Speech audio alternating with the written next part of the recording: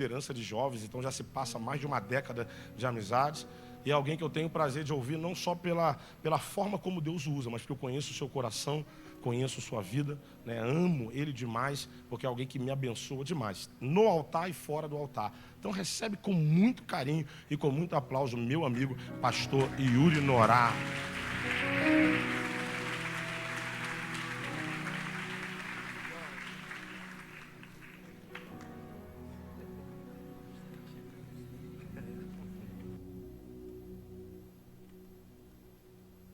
Glória a Deus, aleluia. A paz do Senhor, meus irmãos. Deus disse para mim um dia: vou te colocar entre os grandes. Cumpriu a promessa. Glória a Deus.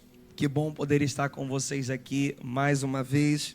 Que bom poder retornar a essa casa essa de oração, onde o nosso Deus tem sido glorificado e exaltado. Deus abençoe a Devec Vilar dos Teles, Deus abençoe pastor Anderson Mota, pastora Michele, Deus abençoe a casa de vocês, pastor Toninho, sua esposa, todos os pastores, os amigos aqui, Deus abençoe, Israel, Deus abençoe, em nome de Jesus. Eu quero compartilhar com vocês um texto que está no segundo livro dos Reis, no capítulo de número 6, segundo livro dos Reis, capítulo de número 6, versículo de número 8. Enquanto você procura rapidinho, até para nós remirmos o tempo, eu não consegui trazer aqui hoje, para a glória de Deus, nós esgotamos mais uma edição do nosso livro, mas ano passado, Deus me deu a oportunidade de lançar o meu primeiro livro, e eu falei dele no antigo templo ainda, e eu escrevi esse livro há aproximadamente 8 anos, e eu compartilho um pouco do que o Senhor fez na nossa casa. Aqui é o QR Code da nossa loja integrada. Eu não tenho ele físico aqui, mas se você apontar a câmera do seu celular aqui, tem acesso à nossa loja, chega na sua casa, a gente envia aí para todo o Brasil. E quanto mais eu falo desse assunto, mais eu sinto a necessidade de falar desse assunto. Deus mudou a sorte da minha casa, mudou a sorte da minha família. Hoje a minha esposa não pôde estar aqui porque ela está com conjuntivite e ela tentou de todas as formas estar aqui conosco essa noite, mas por cuidado com vocês, é contagioso, né? Ela ficou em casa. Mas houve um tempo da nossa vida que enquanto eu saía de casa para pregar, ela ficava em casa, trancada num quarto, pensando em tirar a própria vida. Foi um período muito desafiador que nós vivemos, um processo que durou bastante tempo. E no meio desse processo, o Espírito de Deus me dizia: escreve. E eu escrevi esse livro durante 8 anos. E não foi de forma ininterrupta. Cada processo, cada momento que a gente passava, Deus me dava uma parte desse livro. Eu me lembro que quando eu estava no telefone com um pastor em São Paulo, ele disse: Yuri, deixa eu te apresentar um pastor aqui de Curitiba. E quando ele passou o telefone para mim, a gente começou a conversar. E o Espírito de Deus o tomou em profecia para mim naquela linha telefônica. Ele disse: eu vejo você andando na beira de uma praia. E enquanto você caminha, eu vejo folhas de palmeiras caindo. E você pega uma folha dessa palmeira, caminha mais um pouco, pega outra folha, caminha mais um pouco, pega outra folha. E quando você chegava ao final dessa praia, você juntava todas aquelas folhas e ela se tornava em um livro. E foi exatamente assim que ele foi escrito. Ninguém sabia que eu estava escrevendo, nem minha esposa, porque às vezes ela me mandava mensagens, até muitas vezes se desculpando, porque ela se sentia culpada. Não achava que ela era suficiente para mim, ela achava que ela estava sendo uma esposa ruim, se desculpava por não conseguir fazer comida, se desculpava por não conseguir arrumar a casa, se desculpava por não conseguir me acompanhar, e essa culpa inundava ela, e por diversas vezes ela me mandava mensagens, e ela não sabia, mas eu salvava essas mensagens num bloco de notas, porque eu sabia que todo processo ele tem um propósito. Eu sabia que um dia aquelas palavras que incomodavam, me feriam, um dia ia trazer bálsamo e cura para muitos corações. E foi dentro desse processo que eu escrevi esse livro. Passava um processo, a gente ia às vezes almoçar na casa de um parente, ia às vezes na rua e voltava correndo para casa porque ela estava com crise de ansiedade. A gente foi perdendo nossos amigos, foi perdendo os familiares, a gente começou a se isolar. E aí eu passava por aquilo ali, escrevia mais um pouco, continuava caminhando. e Deus mudou a sorte da nossa casa. Hoje a minha esposa é uma psicóloga, cuida de outras pessoas. Deus tem abençoado a vida dela. Deus nos deu 2 filhos lindos. Eu tenho uma menina, tenho um menino. E Deus, Ele cumpriu as suas promessas na nossa vida. E eu tornei isso um memorial para que outros jovens casais, outras pessoas que estejam passando, possam ter acesso. Porque a depressão, ela não é o problema em si. Ela é o efeito colateral de alguma outra coisa. Então, às vezes você está passando por um luto. Às vezes você está passando por uma crise no relacionamento. Às vezes a vida que você vive não é a vida que você sonhou. Às vezes você está dentro de um processo que está te empurrando para um quadro depressivo. Então eu vou falando de várias coisas que estão envolvendo a depressão. Silêncio de Deus. Tinha vezes que eu pensava, Deus me esqueceu, Deus me abandonou, não está dando certo, será que o Senhor não vai me dar vitória? Era o meu sonho casar, e agora que eu casei está tudo dando errado. Eu pensava que Deus tinha frustrado a minha vida. E aí o silêncio de Deus, Ele vai nos forjando, vai nos amadurecendo. Só que às vezes a gente não sabe lidar com esse silêncio. E eu falo às vezes um pouco desse silêncio de Deus. Se você quiser adquirir, está aqui. Eu tenho certeza que vai abençoar a sua casa, sua família. E o desejo do meu coração é que você faça parte de tantos testemunhos que eu já tenho recebido em nome de Jesus, tá bom? Segundo Reis, capítulo de número 6. Segundo livro dos Reis, capítulo de número 6, versículo de número 8. Segundo Reis, capítulo 6, versículo 8. Quem achou diz amém. Se tu não achou, a mídia já ajudou a gente. E o rei da Síria fazia guerra a Israel e consultou com os seus servos, dizendo: em tal e em tal lugar estará o meu acampamento. Mas o homem de Deus enviou ao rei de Israel, dizendo: guarda-te de passares por tal lugar, porque os sírios desceram ali. Por isso o rei de Israel enviou àquele lugar de que o homem de Deus lhe dissera e que o tinha avisado, e se guardou ali, não uma nem 2 vezes. Então se turbou com este incidente o coração rei da Síria, chamou os seus servos e lhes disse: não me fareis saber quem dos nossos é pelo rei de Israel? E disse um dos servos: não, ó rei, meu senhor, mas o profeta Eliseu, que está em Israel, faz saber ao rei de Israel as palavras que tu falas no teu quarto de dormir. E ele disse: vai e vê onde ele está, para que envie e mande trazê-lo. E fizeram-lhe saber, dizendo: eis que está em Dotã. Então enviou para lá cavalos e carros, e um grande exército, aos quais chegaram de noite. Então enviou para lá cavalos e carros, e um grande exército, os quais chegaram de noite.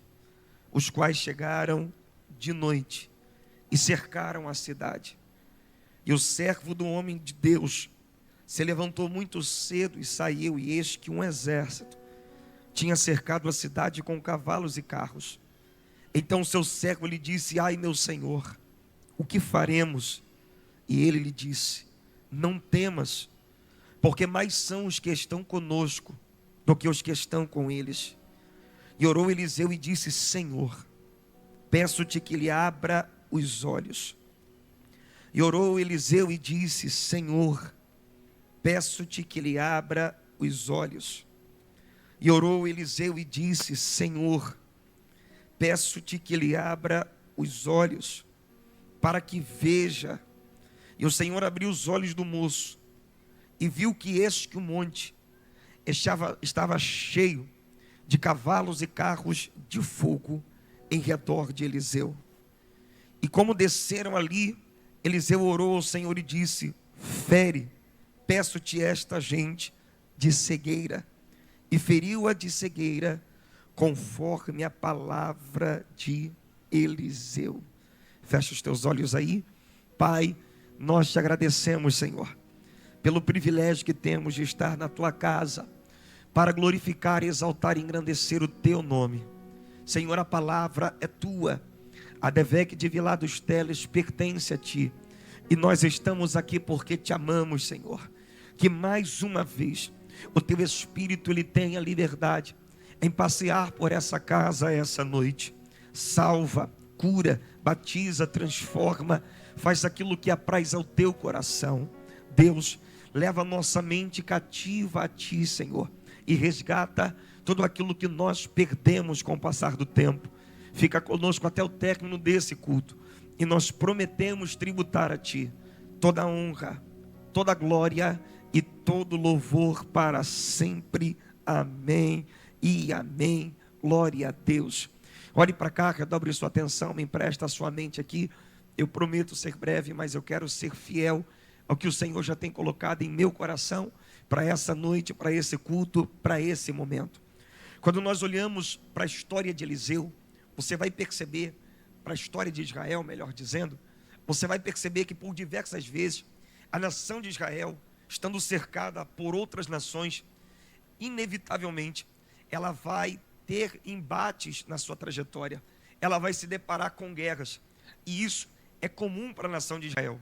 Vira e mexe, ela estava em guerra com os filisteus, vira e mexe, ela estava em guerra contra os amalequitas. Isso fazia parte da nação de Israel, esse conflito, essa guerra.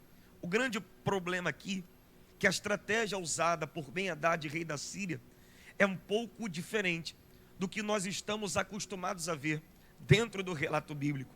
Você vê os filisteus durante 40 dias afrontando Israel através de Golias, o gigante, o guerreiro de Gate.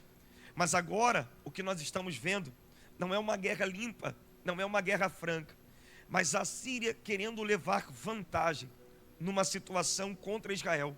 Ela vai armar uma emboscada, ela vai armar uma situação de maneira que ela quer surpreender a nação de Israel. Então diz a Bíblia que eles vão montar uma estratégia e vão se esconder para tentar destruir o povo de Deus. Só que quando eles orquestram o plano, quando eles armam a situação, aquilo que era para dar errado, aquilo que era para surpreender o povo de Deus, acaba sendo uma surpresa para eles.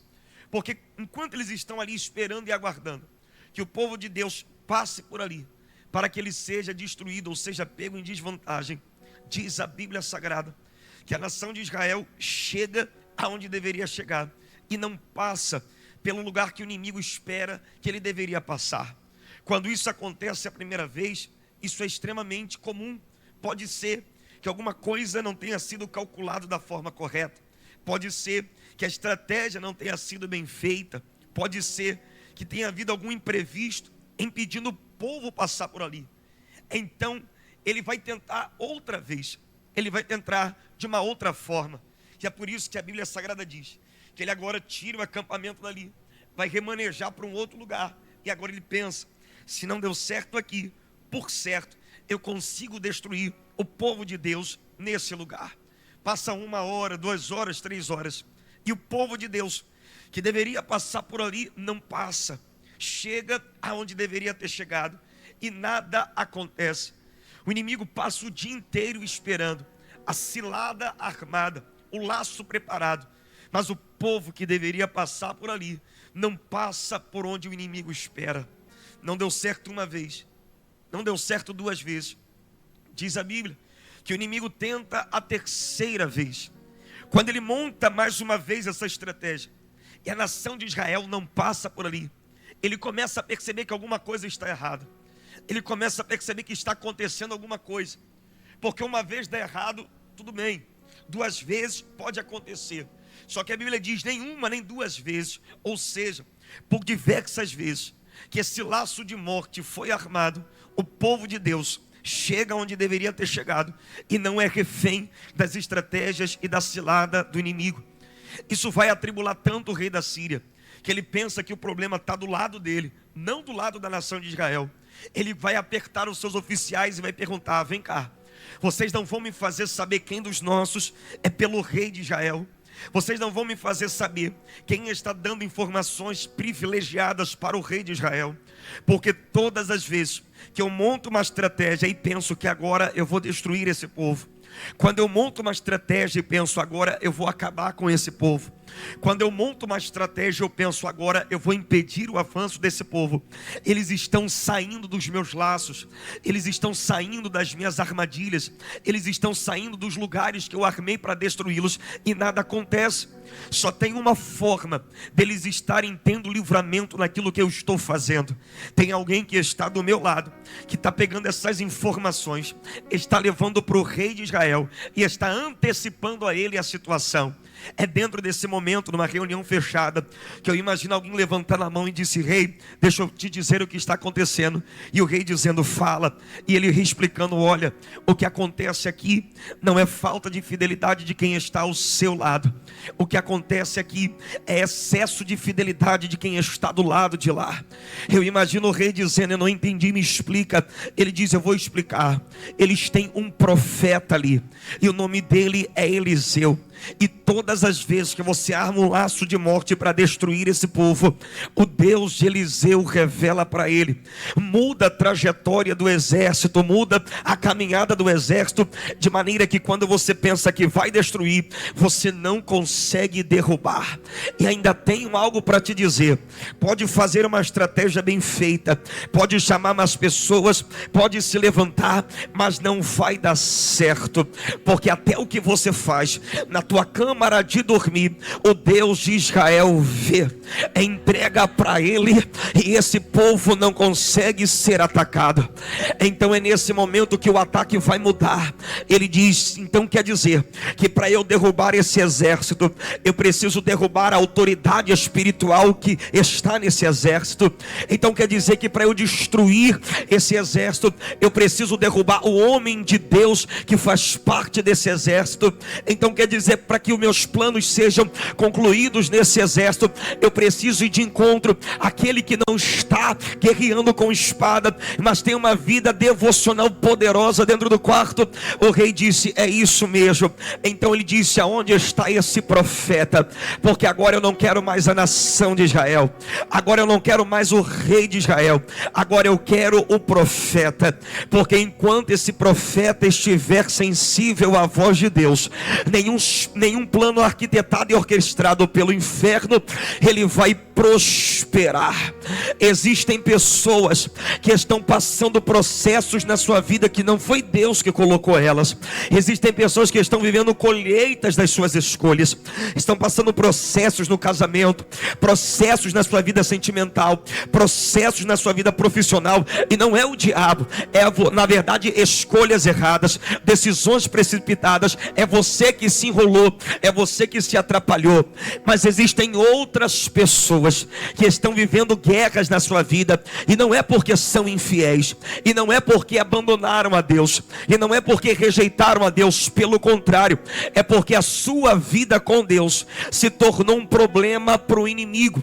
A sua vida de oração, a sua insistência na campanha, a sua insistência em fazer propósitos diante de Deus, vir para uma vigília de madrugada, vir para um culto do sobrenatural, vir para uma EDP, se consagrar, não se envolver em conversas torpes no trabalho, se posicionar naquela rua, isso te gerou uma sensibilidade no mundo espiritual.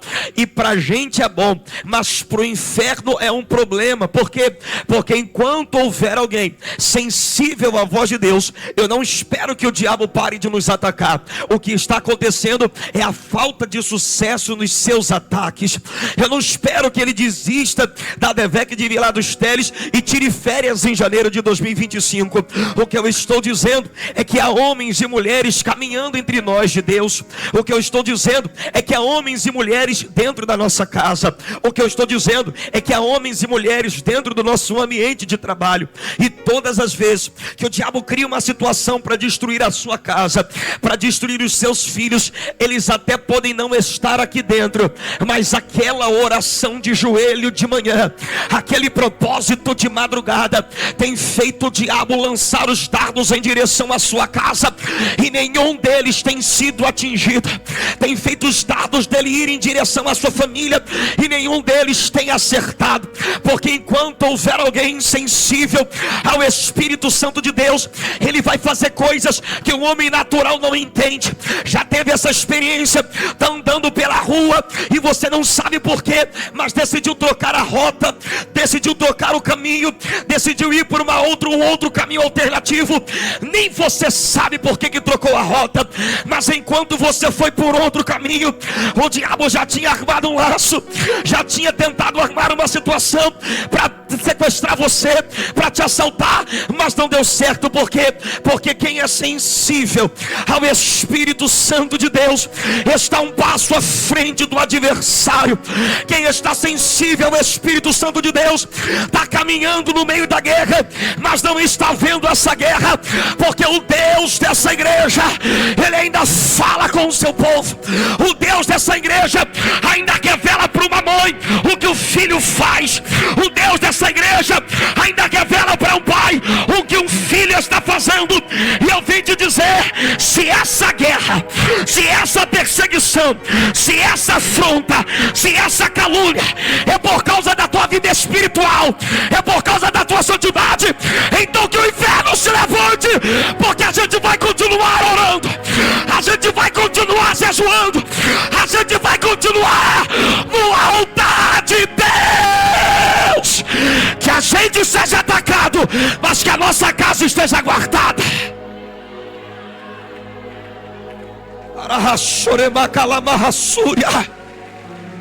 Que a gente seja perseguido, mas que os nossos filhos estejam protegidos. Que a gente sirva de alvo para o diabo, mas que o endereço da nossa casa esteja oculto daqueles que maquinam o mal contra a nossa família. Você é odiado pelo inferno. Você se tornou um alvo do inferno. Por quê? Por causa do teu comprometimento, por causa da tua sinceridade, por causa da tua fidelidade a Deus. O rei da Síria disse: eu quero agora o profeta. Aonde esse profeta mora? Aonde ele está?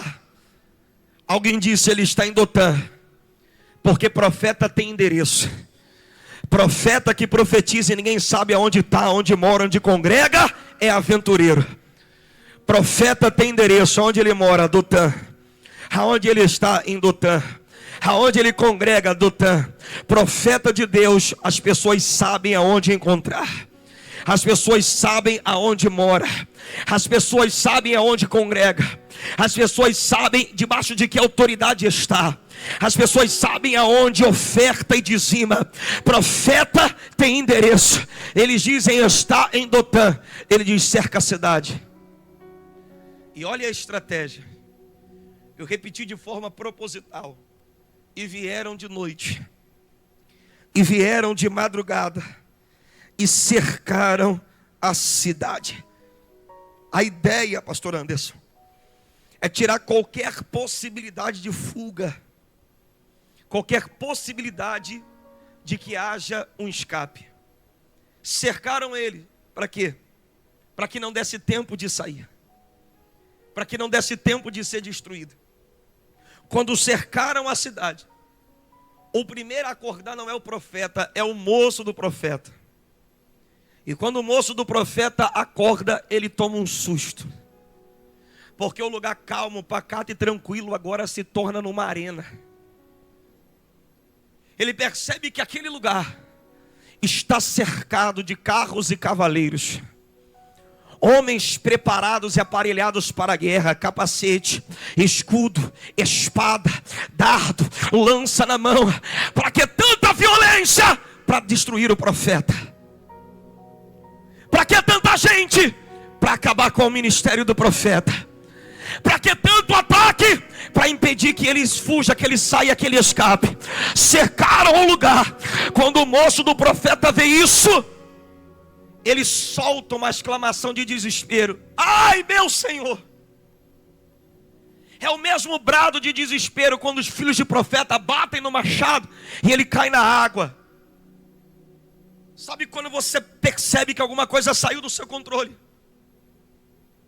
E você não vê uma possível saída, uma possibilidade de fugir daquela situação. Num brado de desespero ele diz: ai meu Senhor, estamos cercados.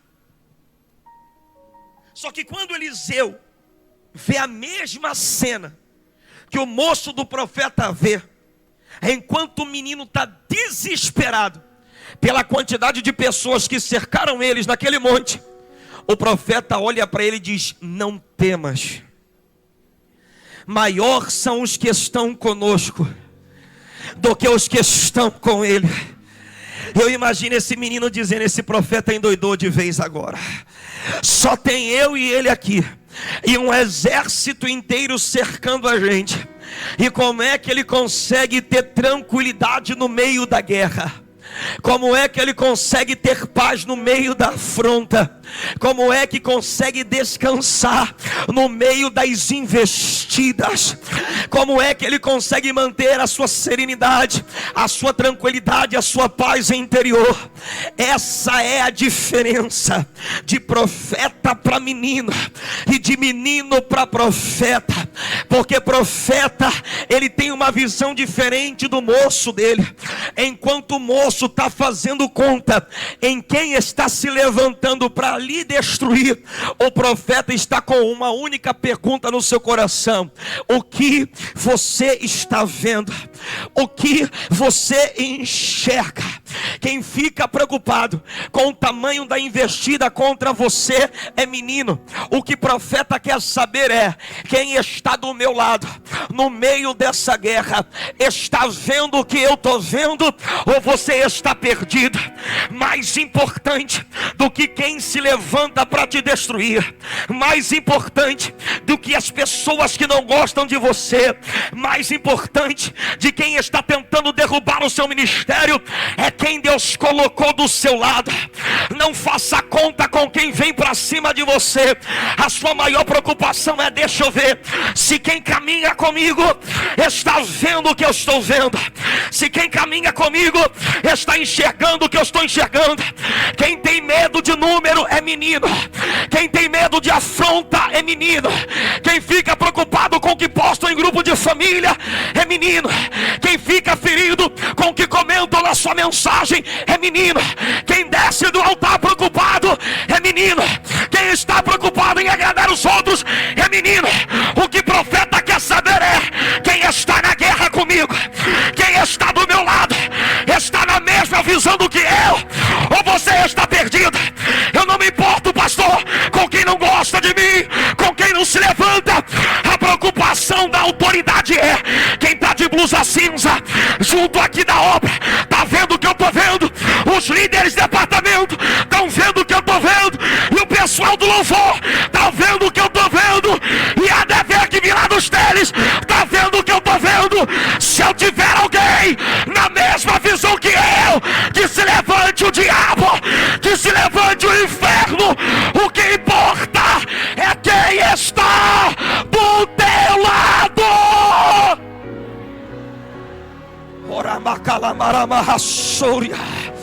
Oh, estou sentindo Deus nessa casa.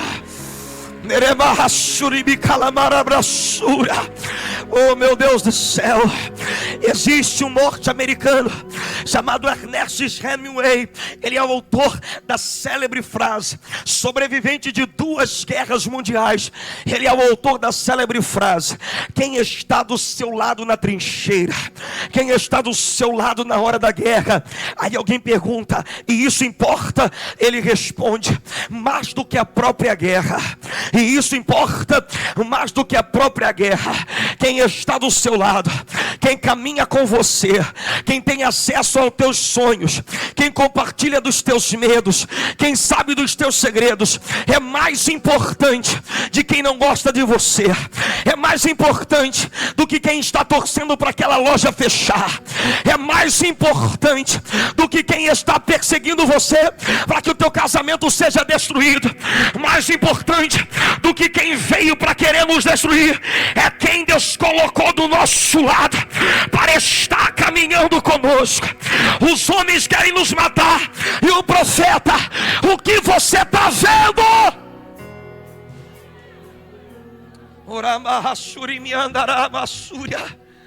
A grandeza desse profeta, ela se evidencia nas atitudes dele. Eu estou falando de Eliseu. Eu estou falando do homem que caminhou com Elias. Um homem que não conheceu a morte, que foi trasladado para o céu através de um redemoinho. Eu estou falando de Eliseu, o sucessor de Elias. O homem que travou o céu durante 3 anos e meio numa crise hídrica. Segundo a minha palavra, não vai chover. E agora tem alguém ocupando o lugar que lá atrás, pastor, ele ocupou. Ele tem um moço. E ele sabe o que é ser moço de profeta, porque ele já foi um moço de profeta. Era ele que deitava água para Elias. Era ele que caminhava com o profeta nos mistérios que Deus compartilhava com o profeta. Só que ele entendeu que tem alguém que não quer o mal dele. Que tem alguém que não é desesperado. Tem alguém do seu lado que não é carnal, é espiritual.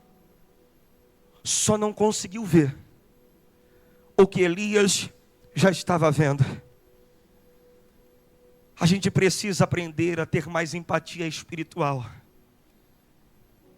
E a entender e a respeitar os limites de quem anda do nosso lado. Tem gente que às vezes não vai alcançar o que você já alcançou. Tem gente que às vezes não vai conseguir ver o que você já viu.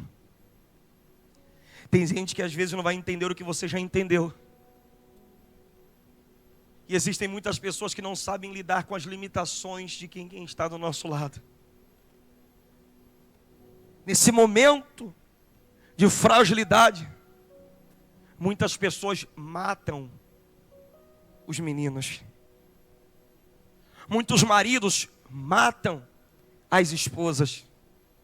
Muitos pais matam os filhos. Você nunca aprende nada. Você nunca entende nada. Você nunca vê nada. Você nunca sabe de nada. Eliseu poderia dar um sermão a esse menino.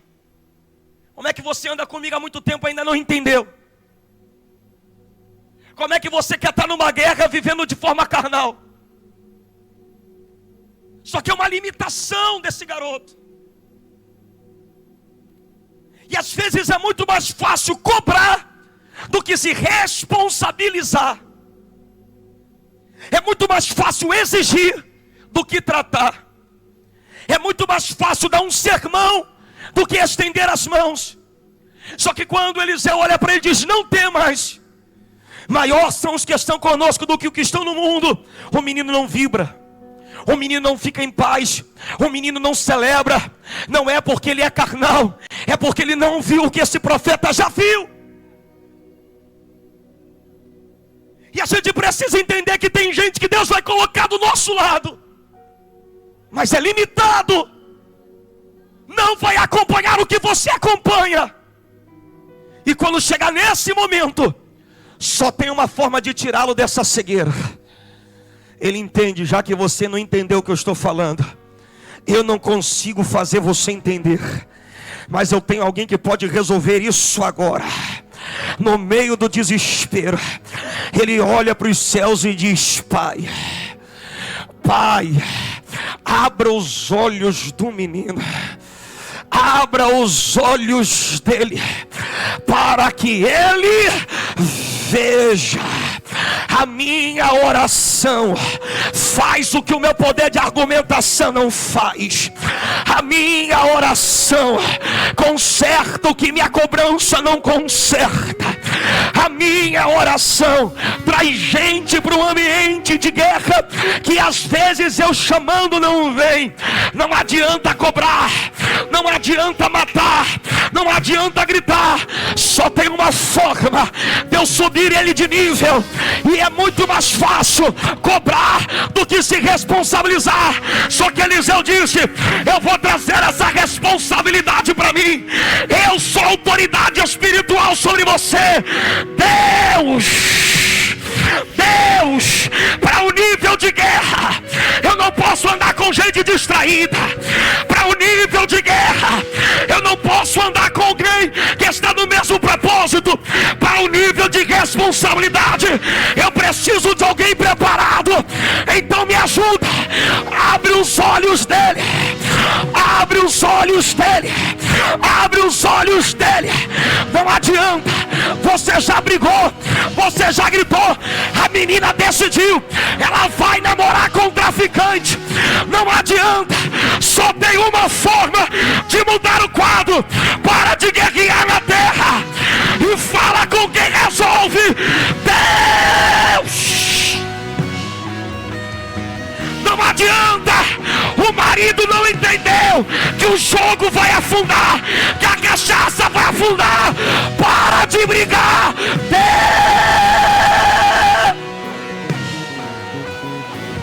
Não adianta, não adianta. Tem gente que não vai entender, mas quando alguém ora, abre os olhos dele, abre os olhos dela, abre os olhos dele, abre os olhos dela. Quando ele abre os olhos, ele diz: meu Deus, esse lugar está tomado de carros e cavalos, de fogo. Há uma presença de Deus nessa casa. Ora que Deus abre, ora que Deus mostra, ora que Deus traz à tona. Abre a boca, Nevete, vem lá dos teles, enche essa casa de glória.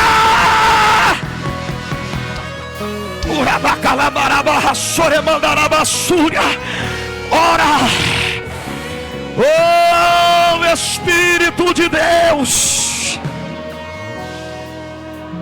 Deus abre os olhos daquele menino, Senhor. Abre os olhos daquela menina, Senhor. Abre os olhos daquele garoto, Senhor.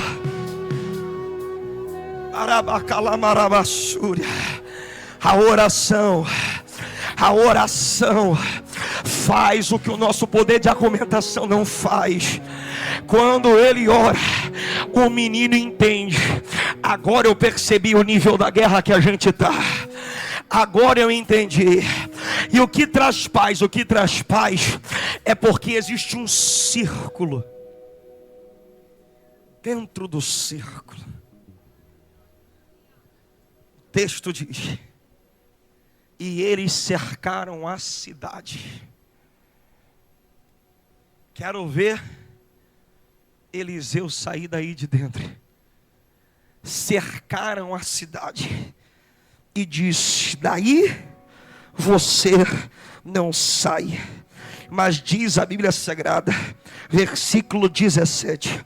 Põe na tela para mim, 2 Reis, capítulo de número 6, versículo de número 17. 2 Reis, chama eles aí, capítulo 16, versículo 17. Põe na tela aí para mim, consegue? 2 Reis, capítulo 16, ou melhor, capítulo 6, versículo 17. Oh glória a Deus, eu vou lendo que a gente vai ganhar tempo.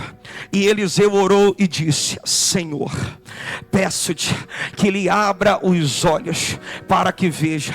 E o Senhor abriu os olhos do moço e viu, e eis que o monte estava cheio de carros e cavalos de fogo em redor de Eliseu.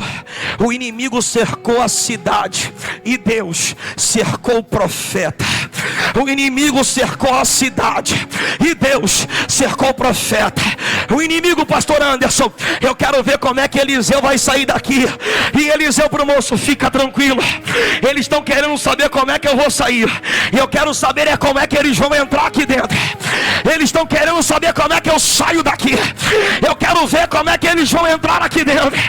Eles estão achando que eu ando sozinho, mas tem um exército de Deus que está trabalhando olhando dizendo: quando você vai para a faculdade eu vou contigo, quando você vai para a igreja eu vou contigo, quando você vai para o trabalho eu vou contigo.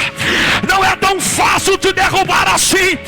Existem anjos de Deus que estão nessa casa dizendo: eu guardo tua casa, eu guardo tua família, eu guardo teus filhos, eu guardo o teu projeto. Balaque disse: amaldiçoa esse povo, amaldiçoa esse povo. Balaão disse: deixa comigo, eu sei um feitiço bom. E começa, cai, cai, cai. Não deu certo. Balaque disse: eu estou pagando, amaldiçoa. Balaão disse: deixa comigo, faz um feitiço, faz um feitiço para o povo cair. O povo não cai, o povo não cai. Balaão joga a toalha e diz: não dá. Balaque diz o que aconteceu. Ele diz: contra Israel não vale encantamento. Só o povo que está guardado dá um salto dessa cadeira. Abre a boca, abre a boca, abre a boca, abre a boca. Só quem está guardado.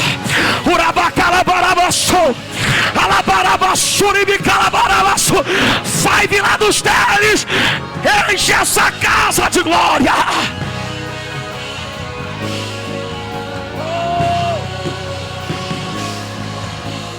Oh! Ramaia Sore Mandaraba Soria.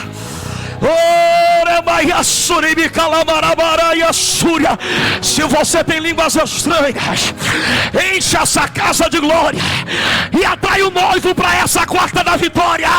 Quem tem glória da glória, quem tem aleluia da aleluia, quem é batizado no Espírito Santo, atrai o noivo, atrai o noivo, atrai o noivo, atrai o noivo, atrai o noivo, atrai o noivo.